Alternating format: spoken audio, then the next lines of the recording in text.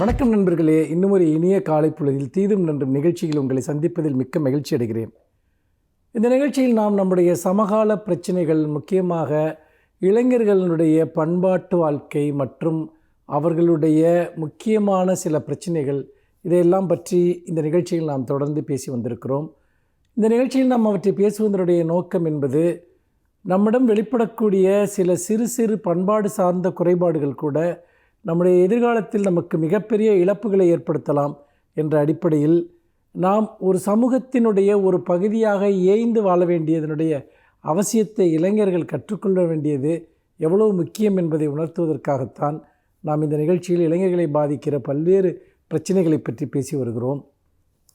அதில் முக்கியமாக இளைஞர்களிடம் இன்றைக்கு காணப்படக்கூடிய மிக முக்கியமான விஷயம் என்பது, தங்கள் உலகத்திற்கு வெளியே இருக்கக்கூடிய எல்லாவற்றையும் அலட்சியமாக அணுகுவது அல்லது கேலி செய்வது, கிண்டலுக்கு உள்ளாக்குவது.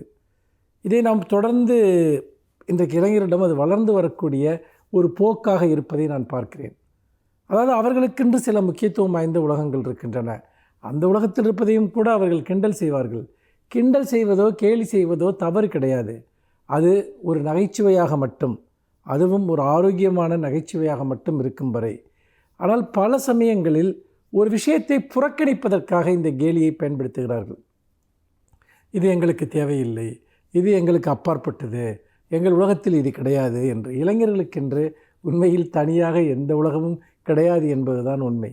அவர்கள் இந்த உலகத்தினுடைய பல்வேறு விதமான விஷயங்களோடு பிணைக்கப்பட்டிருக்கிறார்கள். அவர்களுடைய தலையெழுத்து என்று சொல்வதை காட்டிலும் அவருடைய எதிர்காலத்தையும் நிகழ்காலத்தையும் தீர்மானிக்கிற பல்வேறு சக்திகள் இந்த சமூகத்தில் இருக்கின்றன.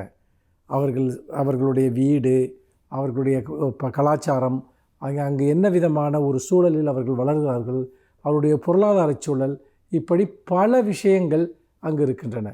அப்படி பார்க்கிற போது நாம் ஏதோ இளைஞர்கள் என்று தனியாக ஒரு உலகத்தில் இருக்கிறோம் என்று நினைத்து கொண்டிருந்தால் அவர்கள் தங்களை தாங்களே ஏமாற்றிக் கொள்கிறார்கள்.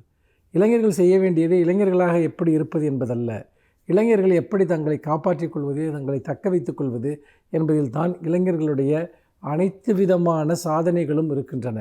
அப்படி பார்க்கிற போது நாம் முதல் விஷயம் என்பது, இந்த எல்லாவற்றையும் பற்றிய கேலி என்பது அவற்றின் மீதான அக்கறையின்மையாக மாறுகிறதா என்பதை நாம் கவனிக்க வேண்டும்.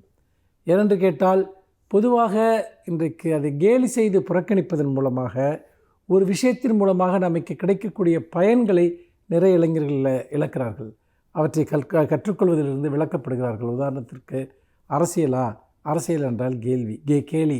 ஒரு சினிமாவை பார்க்கிறார்களா, வெறும் கேலி மட்டும்தான் அவர்கள் மனதில் இருக்கிறது. ஒரு பொதுவான சம்பவம் நடக்கிறதா, அதில் கேலி. பெண்களை பார்த்தால் கேலி, பெண்களுக்கு ஆண்களை பார்த்தால் கேலி. இப்படி கேலி செய்து கொண்டே போவதன் மூலமாக ஒன்றை புரிந்து கொள்வதிலிருந்து நாம் விளக்கப்படுகிறோம்.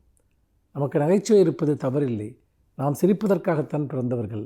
ஆனால் நாம் எதை பார்த்து சிரிக்க வேண்டும், எதனிடம் சீரியஸாக இருக்க வேண்டும் என்பதை பற்றி நமக்கு ஒரு வேறுபாடு தேவை. அந்த வேறுபாடு இன்றைக்கு அழிந்து வருவதை நான் பார்க்கிறேன். ஏனென்றால் சமூக வலைத்தளங்களில் எல்லாமே இன்றைக்கு கேலி பொருளாக்கப்படுகிறது. அந்த மனநிலைக்கு நாம் முழுமையாக அடிமையாகிவிட்டோம். ஒரு சமூக வலைத்தளங்கள் உங்களிடம் என்ன பண்பாட்டை உருவாக்குகின்றன? ஒவ்வொரு நாளும் நீங்கள் சிரிப்பதற்காக சமூகத்தில் எதெல்லாம் முக்கியத்துவம் வாய்ந்ததோ அதை பற்றியெல்லாம் ஒரு கேலி பொருளை உருவாக்குகிறார்கள். உதாரணமாக மீம்ஸ் ஒரு ஆரோக்கியமான விமர்சனமாக இருப்பதை பற்றி கவலை இல்லை. ஆனால் அதுவே அஃபென்சிவாக, அது இன்னொருத்தரை இழிவுபடுத்துவதாக இருந்தால் உண்மையில் அதை நாம் செய்ய வேண்டுமா? இப்படி கேலிகளின் வழியாக நாம் இழக்கிற விஷயங்கள் என்ன? நாளை நாம் இதை பற்றி பேசுவோம். மீண்டும் இன்னும் ஒரு புதிய சிந்தனையோடு உங்களை சந்திக்கிறேன். நன்றி, வணக்கம்.